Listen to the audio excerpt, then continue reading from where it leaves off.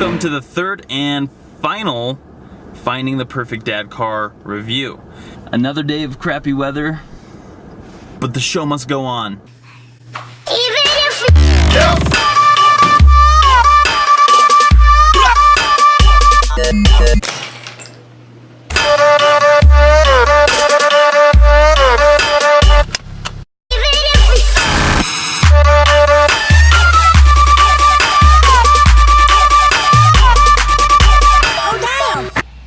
Initially, I suggested that I was going to review 3 cars, the Taurus SHO, Golf R, as well as possibly a Chrysler 300C or Charger SRT8 all-wheel drive.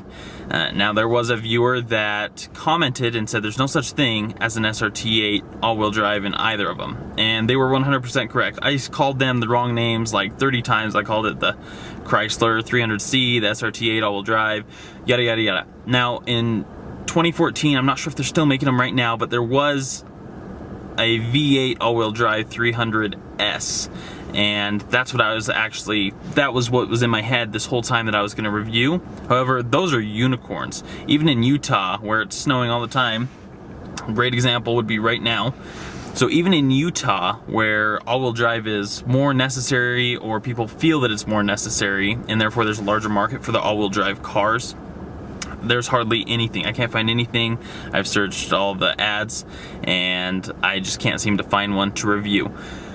So I did say initially that Infiniti was not going to be a possibility for these reviews. However, I found out that the twin turbo V6 motor that they were putting in the coupes that they launched that new motor with is in the family sedan, which puts it just right inside the realm of what I'm looking to do with this Finding the Dad Car series. So this, I believe, is a worthy replacement, and we're gonna go ahead and get along with it now. Price-wise, this is a brand new one. The MSRP is about $48,000. This is the Q50s with the 3-liter V6 twin turbo. This is the base Model S. There's no additions, and with discounts you're sitting about $46,000, which does put me outside the price range. However, I feel like this is a car that a lot of people will just go out and purchase because it's new and it's got the new technology or whatever. You'll probably find a few of them on the used car market right close to the mark with, I'm sure, under 10,000 miles. And so that's why this will still qualify price-wise for this review.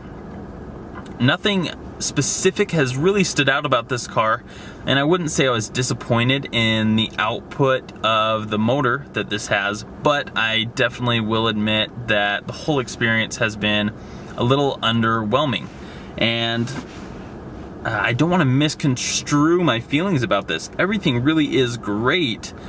I guess it's just the whole, how it's all packaged together. The interior, it's lovely, it's fine, very comfortable. In fact, maybe even the most comfortable seats of the cars that I have reviewed.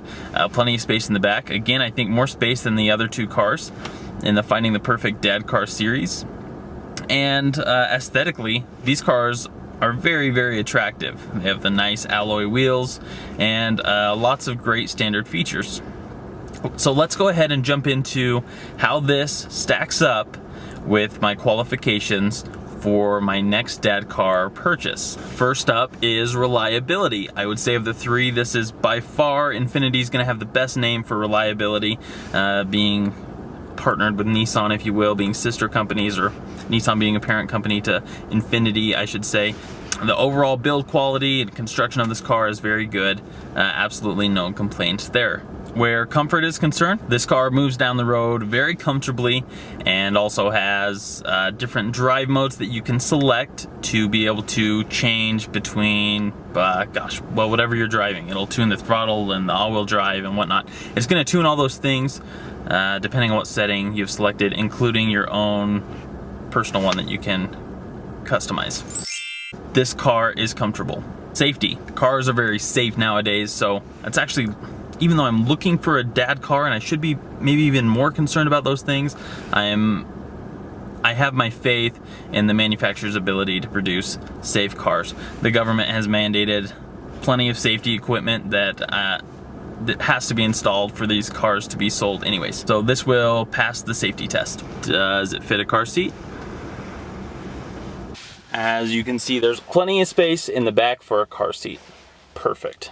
This car is equipped with all-wheel drive, so moving on to my favorite section of my main requirements for the perfect dad car series is features. This does have great features. It has the paddle shifters, it has the automatic headlights, it has a great Bose audio system, and one of the things that this car has that I didn't see in the others is the memory seats. It makes ingress and egress a whole lot easier, as well as you can save 2 different spots for his and hers. We'll call it his and her seats. That's a feature that I really like that this car does have.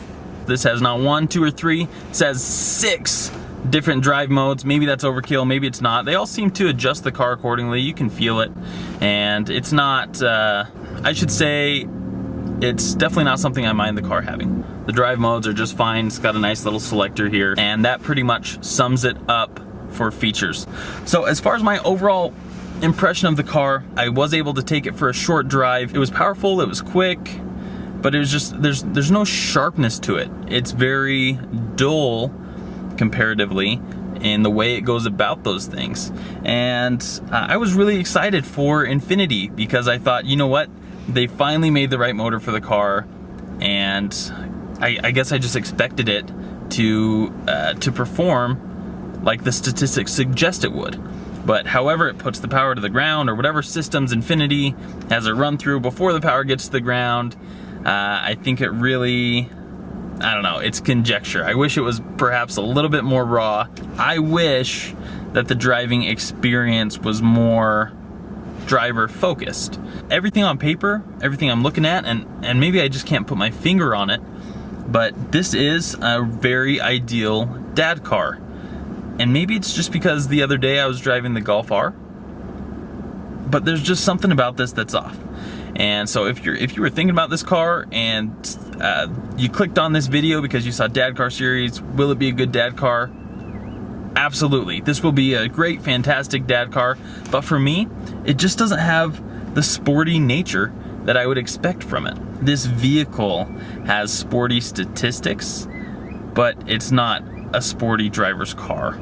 I hope that this video is helpful to any of you that may be looking for a Q50s Sport. I'm sorry there's not more driving footage. I know there's plenty of that on the internet. I failed to record it, and it's just a crappy day out anyway, so the GoPro couldn't have picked up any of the footage. It just gets water on the lens and you can't see anything anyways. So thank you for watching this video. My next video should be me getting my new dad car. So it's either gonna be this, I'll either decide on this Infiniti, the Golf R, or a brand new Taurus SHO. I look forward to seeing you guys next time.